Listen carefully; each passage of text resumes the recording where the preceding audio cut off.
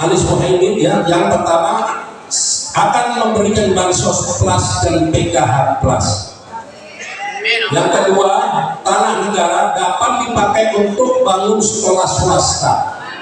Jadi kalau ada tanah-tanah negara yang tidak bermanfaat, tidak berfungsi, mubazir, cuma buang-buang biaya perawatan, silahkan dari daerah maupun di pusat mengajukan untuk dibuat sekolah swasta, bisa pondok pesantren, tahfiz, tahsin dan lain sebagainya, tidak perlu beri tanah, tinggal cari duit untuk membangun. Yang ketiga, akan memberikan pupuk murah terjangkau bagi semua petani. Yang keempat, harga sembako murah terjangkau bagi seluruh masyarakat. 1, 2, 3, 4 yang saya sampaikan ini bentuknya bantuan, pertolongan. Ibu, bapak-bapak butuh nggak ini semua? Kalau bapak-bapak, ibu-ibu butuh, berarti negara ini makmur nggak? Makmur tidak? Kalau tidak makmur, berarti pemerintah ini berhasil nggak?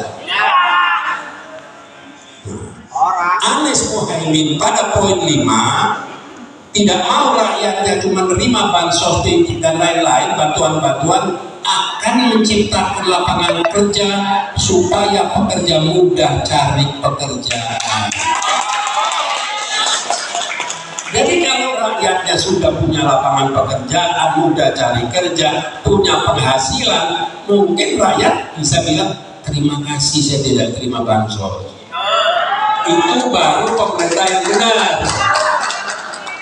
Yang keenam, akan meneruskan BPJS gratis untuk kalangan berpenghasilan rendah dan memastikan BPJS terjangkau bagi semua, khususnya untuk pekerja di sektor informal yang saat ini sulit mengakses BPJS. Yang ketujuh, akan pastikan biaya listrik terjangkau bagi seluruh masyarakat sesuai penghasilan masing-masing.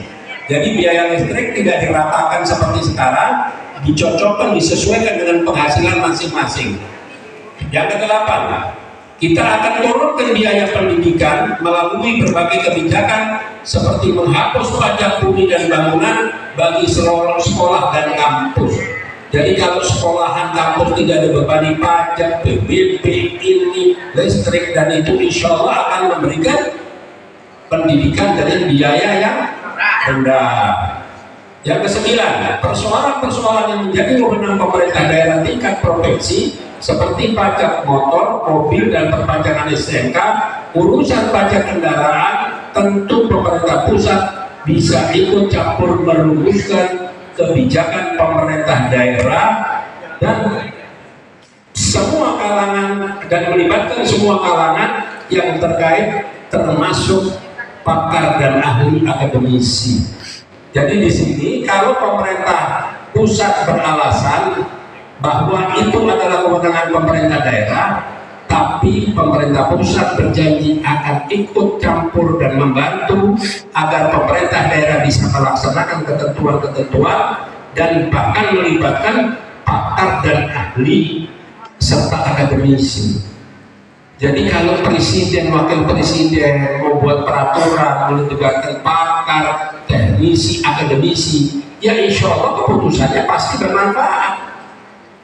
Yang ke-10, demikian juga soal SIM berlaku seperti KTP seumur hidup.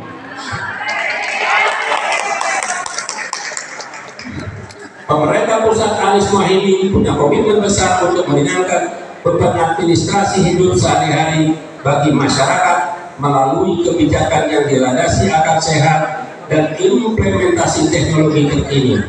Salam perubahan, Anies Mohaimin.